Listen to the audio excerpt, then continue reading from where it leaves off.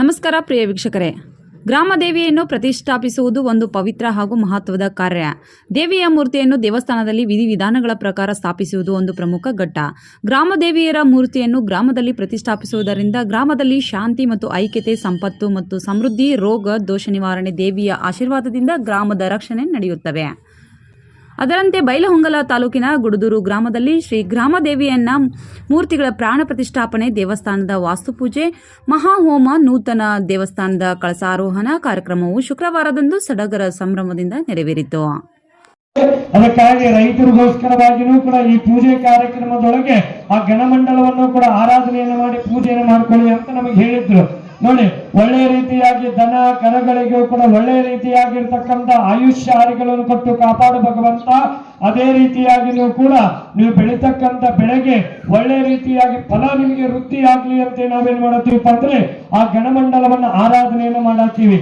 ನೋಡಿ, ರೈತ ದುಡಿದ್ರೆ ಏನಪ್ಪಾ ಅಂದ್ರೆ ನಮಗೆ ತಿನ್ಲಿಕ್ಕೆ ಆಗ್ತದೆ, ಹೌದಲ್ವಾ? ರೈತ ದುಡಿಲಿಲ್ಲಪ್ಪ ಅಂದ್ರೆ ಏನ್ ಮಾಡಕ್ಕೂ ಕೂಡ ಸಾಧ್ಯ ಇಲ್ಲ, ಹೌದಲ್ವಾ? ಅದಕ್ಕೆ ನಾವೇನ್ ಮಾಡ್ತೀವಪ್ಪ ಅಂದ್ರೆ ರೈತನ ಜೀವನಕ್ಕೆ ಏಳಿಗೆ ಆಗ್ಲಿ, ರೈತನ ಜೀವನ ಹಸರಾಗಿರ್ಲಿ ಅಂತ ನಾವೇನ್ ಮಾಡಿದೀವಪ್ಪ ಅಂದ್ರೆ ಆ ಗಣಮಂಡಲವನ್ನ ಆರಾಧನೆಯನ್ನು ಮಾಡಿ ಪೂಜೆಯನ್ನು ಮಾಡ್ತಾ ಇದ್ದೀವಿ. ನೋಡಿ, ನಿಮ್ಮ ಕಾರ್ಯಕ್ರಮದ ದಿವ್ಯ ಸಾನ್ನಿಧ್ಯವನ್ನು ಸಂಗೊಳ್ಳಿ ಶ್ರೀ ಗುರುಲಿಂಗ ಶಿವಾಚಾರ್ಯ ಮಹಾಸ್ವಾಮಿಗಳು ಹಿರೇಮಠ ಅವರು ವಹಿಸಿದ್ದರು. ಪ್ರಸಾದ ಸೇವೆಯನ್ನು ಶ್ರೀ ಗ್ರಾಮದೇವಿ ಸೇವಾ ಮಂಡಳಿ ಹಾಗೂ ಭಜನಾ ಸೇವೆ, ಡೊಳ್ಳಿನ ಸೇವೆ ಶ್ರೀ ಗ್ರಾಮದೇವಿ ಭಜನಾ ಮಂಡಳಿ ವತಿಯಿಂದ ನಡೆಸಿದರು. ನಮಃ ಶಿವಾಯ ಕಲ್ಯಾಣಿ ಪದಯದೇ ನಮೋ ನಮಃ ಶಿರಸಾವರ್ಯಂ ನಮಸ್ಕಾರಂ ಕರೋಮಿ. ಹಾಗೂ ಈ ಸಂದರ್ಭದಲ್ಲಿ ಗ್ರಾಮದ ಗಣ್ಯರು, ಹಿರಿಯರು, ಯುವಕರು, ಮಹಿಳೆಯರು ಈ ಒಂದು ಕಾರ್ಯಕ್ರಮದಲ್ಲಿ ಪಾಲ್ಗೊಂಡಿದ್ದರು. ಇಲ್ಲಿ ಆಗ್ತಾ ಇದೆ, ಯಾಕಂದ್ರೆ ಒಂದು ಪೂಜೆ ಸಾಕಷ್ಟು ಖರ್ಚಿದೆ ಅಮ್ಮ. ಒಂದು 25,000 20,000 ತನಕ ಖರ್ಚು ವೆಚ್ಚ ಆಗ್ತಿದೆ, ಹೌದಲ್ವಾ? ಅದಕ್ಕೆ ಕೆಲವರು ಪರಿವಾರ